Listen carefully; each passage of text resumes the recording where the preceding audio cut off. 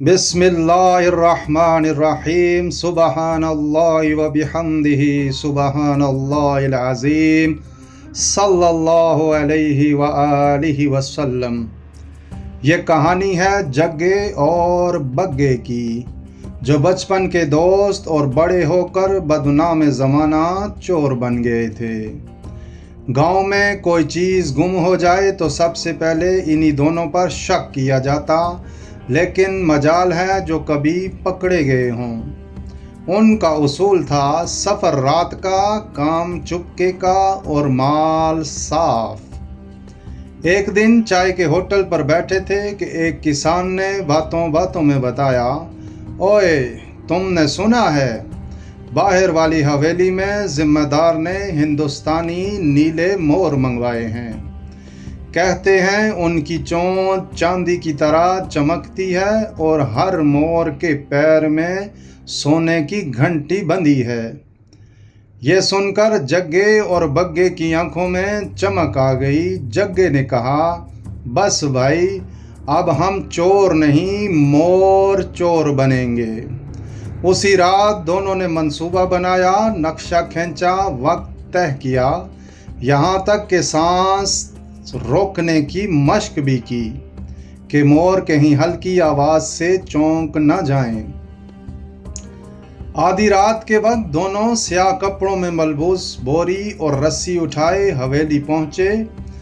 हवेली में दाखिल होते ही उन्हें एक अजीब खामोशी ने घेर लिया।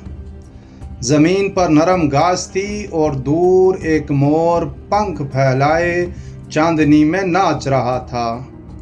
जग्गे ने आहिस्ता से कहा, देखो बग्गे, जैसे कोई राजा हीरे पहने हुए नाच रहा हो। बग्गे ने कहा, राजा हो या मोर, हमें तो सिर्फ घंटी चाहिए। लेकिन उन्हें क्या खबर थी कि ये मोर निहायत तरबियत याफ्ता थे। जैसे ही जग्गे ने एक मोर के करीब जाकर उसे पकड़ने की कोशिश की, मोर ने ज़ोर से आवाज़ निकाली और अचानक बाकी सारे मोर चक्कर में आ गए।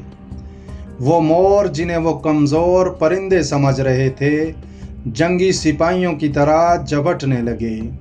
जग्गे की टोपी उड़ गई, बग्गे के चेहरे पर चोंचों की बारिश शुरू हो गई। मोरों की घंटियाँ बजने लगीं जैसे अलार्म हो। अंदर से दो तरबियत याफ्ता कुत्ते भी आ गए। जग्गा चीखा, बग्गा भाई, ये तो मोर नहीं कहर हैं। किसी न किसी तरह दोनों दीवार फलांग कर भागे। कपड़े फटे हुए, बोरी कहीं गिर गई और हालत ऐसी जैसे किसी मैदान जंग से वापस आ रहे हों। अगली सुबह गांव में एक नया मुहावरा मशहूर हो चुका था, चोरों को पड़ गए मोर। लोग उन पर हंसते, बच्चे गलियों में उनकी नकलें उतारते और जग्गे और बग्गे ने शर्मिंदगी से छुपना शुरू कर दिया। कई दिन तक वो अपने घरों से ना निकले। आखिरकार उन्होंने फैसला किया कि अब चोरी चकारी छोड़कर मेहनत मजदूरी करेंगे। जग्गे ने कहा, अगर मोर ने इज्जत बचा ली तो अब जिंदगी सुधारनी ही पड़ेगी। बग्गे ने सर झुकाकर जवाब दिया, भाई, अब अगर चोरी का ख्याल भी आया तो दिमाग में मोर की चोंच बजने लगती है। नाज़रीन कराम, कभी किसी की कीमती चीज़ को आसान न समझें और ये भी याद रखें कि बाज़ मोर चुपके से नहीं, बड़ी ज़ोर की चोंच मारते हैं। खुश रहें। जज़ाकल्लाह खैर।